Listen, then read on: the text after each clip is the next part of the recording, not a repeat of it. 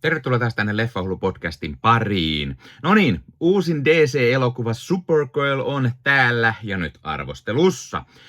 James Gunn aloitti uuden DC-universumin elokuvapuolen mahtavasti viime vuonna Superman-leffan kanssa. Ja elokuva tiisasi Supergirlia ja odotinkin innolla millaisen Supergirl-leffan ohjaaja Craig Gillespie on onnistunut kokkaamaan. Kiinnostus heräsi, kun pääosan palkattiin mahtava Millie Alcock, joka ihastutti House of the Dragon-sarjassa, ja kun lisäksi Jason Momoa on vihdoin Lobo, koska hän oli sitä kauan jo halunnut, niin mikä sen mahtavampaa? No ehkä se, että tämä ammentaa Supergirl Woman of Tomorrow-sarjakuvasta, mitä on kehuttu todella paljon. Ja täytyy myös mainita, että mahtavaa, että Finkinolta löytyy tämä Supergirl Woman of Tomorrow ykkösnumero. Sieltä jaettiin ilmaiseksi siis tätä, joten tähänkin pääsi myös tutustumaan. Ja mä itse asiassa lukasin heti leffan jälkeen tämän, koska tämä sarjakuva ei ennestään ollut itselle tuttu. Mutta miten tämä leffa toimi? Entä miten näyttelijät suoriutu tai ohjaaja? Miten tarina toimi, niin poispäin, niin näihin lähdetään hakemaan vastauksia arvostelusta. Mutta totta kai täytyy mainita, että hei, jos katsot YouTuben puolelta, pistä peukku, jos tykkäät tästä, pistä kanava tilaukseen. Muistutukset kellosta päällä näet aina, koska tulee uutta sisältöä. Kanavan tilaaminen on sinulle ilmaista, mutta auttaa meikäläistä ja tätä kanavaa todella paljon, eli iso kiitos kaikille kanavan tilaajille. Jos lisää haluat auttaa kanavan, niin Leffahullu YouTube-kanavan jäseneksi voi liittyä. Jäsenet muun muassa näkee videoita ennakkoon, saavat nimensä johonkin päin videoon sekä sitten aina jakson kuvauksiin. Ja oikein iso kiitos kaikille, jotka olette kanavan jäseniä ja tukijoita. No niin, Supergirl. Ensimmäisenä täytyy sanoa, että tämä valitettavasti jäi pikkusen keskinkertaiseksi tämä leffa, vaikka siinä olikin paljon hyvää. Tämä oli hauskaa, että ei sijoitu maapallolle tämä leffa. Ja tässä on paljon semmoista avaruusseikkailua, avaruusöttimöttiöitä, niin tulee todella paljon mieleen Guardians of the Galaxy-elokuvat, vaikka tämä nyt ei James Gunnin tekemä olekaan. Ja oli tosi mukavaa, että tässä oli itselle täysin tuntemattomia pahiksia. Ja no itse asiassa kaikki muutkin sivuhahmot oli täysin tuntemattomia, Loboa ja Kryptoa pois lukien. Ja tietty Supergirl-päähahmona oli myös tietty tuttu. Pidin myös ideasta siitä, että Kara on lähtenyt viettämään 23-vuotis syntymäpäiviään punaisen aurinkon planeetoille, jotta voi humaltua. Sillä keltainen aurinko, josta hän nämä voimansa saa, niin se myös estää humaltumisen. Ja nyt kun hän on 23, eli Jenkeissä kun pitää olla yli 21, että pystyy juomaan väkeviä, vai onko se 22, niin hän tekee sitä vasta sitten aikuisena täytettyään tarpeeksi paljon, koska hän on sen verran tunnollinen. No puhutaan sitten vähän samalla sitä tarinasta, eli eräällä planeetalla tämmöinen nuori Rythy-tyttö menettää vanhempansa Brigad-klaanin johtajan Krem of the Yellow Hillsin käsissä, ja tyttö vannoo sitten Kremille kostoa. Tämä nuori Rythy kohtaa sattumalta Karan, jonka hän yrittää värvätä avukseen kostopuuhinsa, mutta Karaa ei kiinnosta tämä asia ensin, häntä kiinnostaa vaan enemmänkin bilettäminen ja juominen, mutta kun Krem sitten myrkyttää Karan kryptokoiran, niin pitää Karan sitten lähteä etsimään Krem, jotta saa vastamyrkkyä. Ja sitten samalla tämä nuori Rythy lyöttäytyy mukaan. Ja kuinka ollakaan, niin Lobo, tuo kuolematon jumalkompleksin omaava palkkion metsästäjä, on erään Brigad-klaanin jäsenen perässä ja tulee siis mukaan seikkailuun. Melko perustarina, myös vähän ehkä yllätyksetön, vaikka olikin pikkusia twistejä, silti ihan viihdyttävä. Tämä elokuva siis seuraa Tom Kingin Supergirl Woman of Tomorrow-sarjakuvaa paikoin uskollisesti, mutta osittain enemmän elokuvaan toimivammaksi tehty ja tekee muokkauksia selvästi. Mä tosiaan luin pikkusen Supergirl Woman of Tomorrowta muutaman numero ja ainakin siellä perusteella niin tämä elokuva oli tehnyt hyviä muutoksia ja oli ehkä omasta mielestä myös toimivampi. Alun perin tämän leffan piti olla itse asiassa nimeltään Supergirl Woman of Tomorrow, mutta studio sitten päätyi pelkkään Supergirl-nimeen, mikä on vähän tylsä. Nykyään jostain syystä mennään aina tosiaan vähän helpoilla, eikä pistetä niitä pitkiä nimiä sitten enää mukaan. Mä pidin siitä, että Kara ei ole serkkunsa Kal-El, vaan hänen moraalinsa on hieman erilainen. Hän ei ole mikään puhdas pulmunen. Meno on myös vähän raffimpaa. Millie Alcock on varsin toimiva Supergirl ja sopii hyvin just tällaiseksi hieman kärsiväksi hahmoksi. Kara kun vaivaa Krypton-planeetan tuho ja vanhempiensa kuolema. Mä pidin siitä myös, että Kara ei tosiaan ole serkkunsa Kal-El, eli Clark Kent Superman, vaan hän on masentunut, pikkusen ehkä angstinen, tämmöinen parikymppinen tyttö. Hän pitää pilettämisestä, yrittää hukuttaa murheensa pulloon. Lähinnä siis juuri vanhempien kuoleman ja planeetan tuhon seurauksena. Mutta Karan kasvutarina tässä toimii varsin hyvin ja hänestä kasvaa vähän serkkunsa tapainen sankari, mutta silti ei niin sinisilmäinen ja patriotti, mitä Superman on. Ja se on yksi Supermanissa aina semmoinen pikkusen tylsä aspekti, että se on niin semmoinen sankari, niin puhdaspulmunen, niin mä tykkään siitä, että Supergirl on sit hieman erilainen. Leffassa käydään kivasti läpi Krypton-planeetan kohtaloa ja sen Argo-sityn, jossa Kara vanhempinen asusti, niin mitä sille tapahtui Kryptonin planeetan tuhoutuessa ja Jor-Elin, eli teräsmiehen isän sitten pisteessä poikansa avaruusalukseen ja maapalloon. Ja me nähdään takaumissa, miten Karan isä Jor-El yritti pelastaa koko kaupunkinsa ja perheensä Kryptonin tuholta, ja sitten me nähdään, miten Kara lopulta päätyy maahan serkkunsa Supermanin luo. Tämä on pikkusen muuttanut sitä alkuperäistä tarinaa, mutta mun mielestä oli varsin toimiva.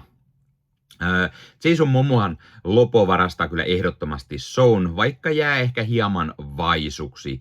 Joo, me nähdään Lopon huonoa käytöstä, ryyppäämistä, sikarin polttelua, turpaan mättämistä, pikkusen tappamista ehkä, mutta leffan K12-ikäraja ei ihan kunnolla palvele hahmoa ja hän jää pikkusen taustalle. Toki mä ajattelin, että Lopo olisi ollut vielä pienemmässä roolissa, joten mä tykkäsin, että hänellä oli niin kuin vielä isommassa roolissa, niin ihan hauskaa,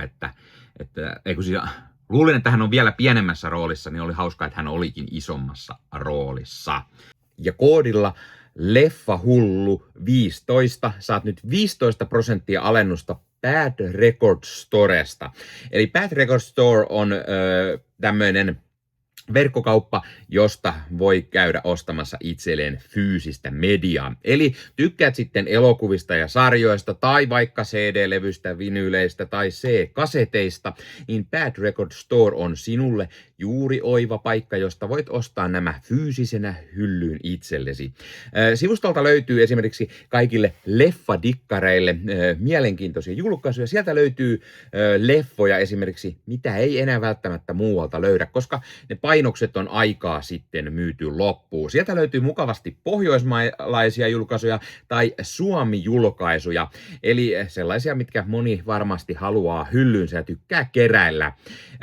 Ja sieltä löytyy oivaan hintaan kaiken näköistä mukavaa leffaa ja löytyy 4K:na, löytyy Blu-rayna, löytyy DVDnä, ihan mistä sitten formaatista itse tykkäät. Ja kuten sanottua, myös jos dikkaat esimerkiksi musiikista, vinyleistä, CD-levyistä, C-kaseteista, niin Bad Records Storesta sellaisia löytyy. Ja kun käytät koodia Leffahullu15, saat sen 15% alennusta. Ja kun vielä menet YouTuben puolelta, tuossa kuvauksissa alta näkyvän linkin kautta sinne Bad Records Storeen, niin sitten vielä meikäläinenkin hyötyy siitä jotain. Eli kannattaa ihmeessä käydä tuon linkin kautta, ja sitten kun käytät sellaisen koodin Leffahullu15, niin saat sen 15% alennusta. Eli mikä sen mukavampaa pikkualennus, kun käyt ostavassa itsellesi hyllyyn omaan leffakokoelmaan lisää täytettä. Eli kipin kapin katsomaan sinne. Ja Eve Ridley näyttelee tätä nuorta rythytyttöä ja on varsin toimiva roolissaan, ihan semmonen ok, vaikka tää on ehkä vähän tämmönen turhan kulunut hahmotyyppi. Nuori perheensä menettänyt tyttö janoaa kostoa ja tarvitsee sen toteuttamiseen apua. Matthias Schoenaert on Grem, tää leffan pahis, ja toimii mun mielestä varsin hyvin tässä pahisroolissa.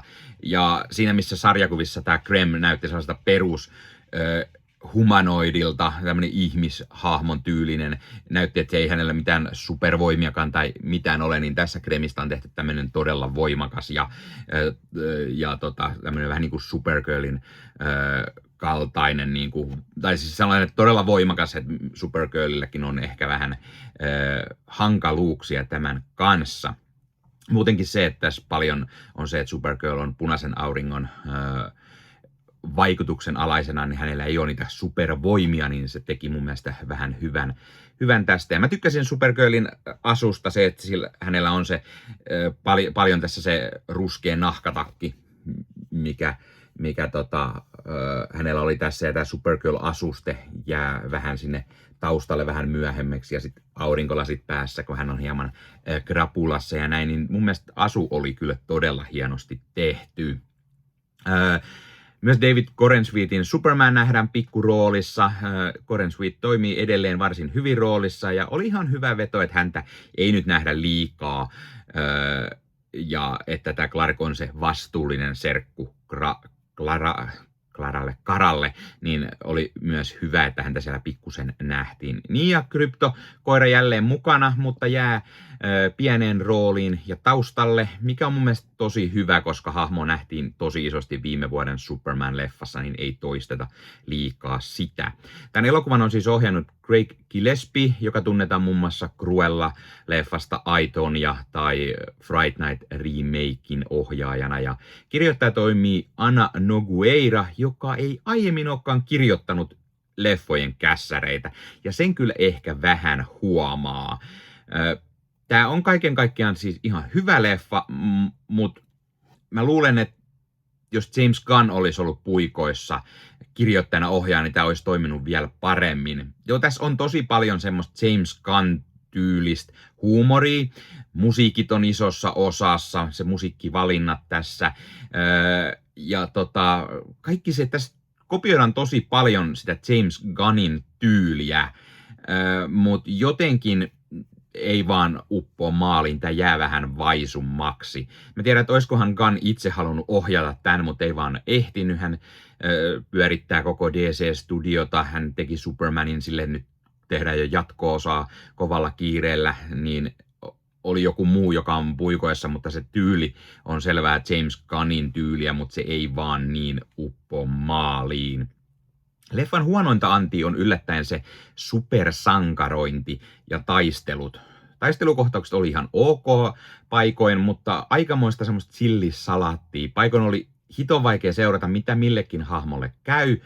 Toki esiin just tää Brigand-klaani, niin vaan se Grem erottuu edukseen ja kaikki muut on tämmöisiä red shirttejä. Eli täysin vailla minkäänlaista persoonaa, taustaa, oikeastaan repliikkejä tai mitään. Ne on vaan saamassa selkäänsä ja kuolemassa. Ja sitten tämä toimintakohtaukset on aika semmoista perushuttua, eikä oikein mitään super mieleen painuvaa. Parasta oli ehdottomasti alussa tämä, kun Kara on humalassa tai krapulassa. hän oli punaisen auringon vallassa, eikä se supervoimainen Supergirl. Valitettavasti leffasta puuttuu silti se jännitys, ja kun Kara saa sitten voimansa keltaisesta auringosta jossain kohtaa, niin se tekee vähän tylsäksi siitä. Hän on toki myös ihan hyvä tappelija tietenkin ilman niitä voimiaan. Vaikka tässä tosiaan on ihan hyvin tehty se voiman menetys-twistipuoli, niin se tuo vähän siihen lisää mojoa. Tämä leffa oli hyvin kuvattu, lavastukset oli näyttävät ja mä pidin siitä, että monet avaruusoliot on toteutettu praktikaaleisesti asun ja maskeerauksin.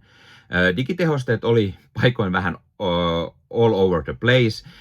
Parhaimmillaan todella näyttäviä, heikoimmillaan hieman kökön videopelin tasoista.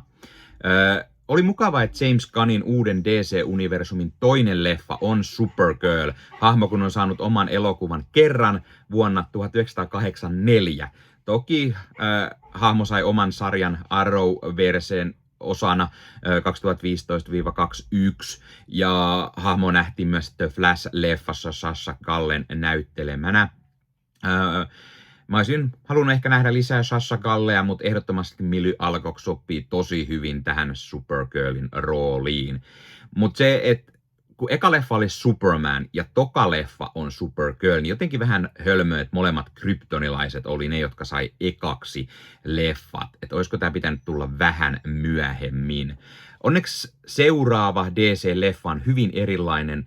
Clayface, joka tulee loppuvuodesta, täysin eri tekijä ja tämmöinen vähän kauhuleffa maisempi, joten se on ihan hyvä. Mutta kaiken kaikkiaan tämä on ihan ok semmoinen hyvä leffa. Mä antaisin arvosanaksi täällä 3 tähteä.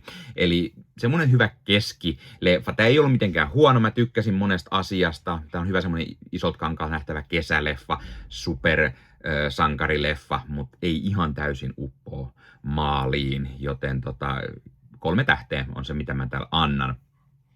Laita kommentteja, aiotko sä mennä kattoo tän, tai oletko sä jo nähnyt, mitä mieltä sä olit, entä miten näyttelijät toimi sun mielestä, mikä on sun suosikki DC-hahmo, tai mitä mieltä oot Supergirlista, mitä hahmoja haluaisit, että hyödyntää leffoissa, ja mikä on se semmoinen, mistä sä seuraavaksi haluaisit nähdä leffan, jos ei nyt lasketa, että tulee Superman 2 ja se Clayface, mutta niiden jälkeen, mistä sä haluaisit nähdä elokuvan nyt tässä uudessa DCU:ssa. Ja ota Leffahullu somekanavat haltuun ja ei muuta kuin ensi kertaa.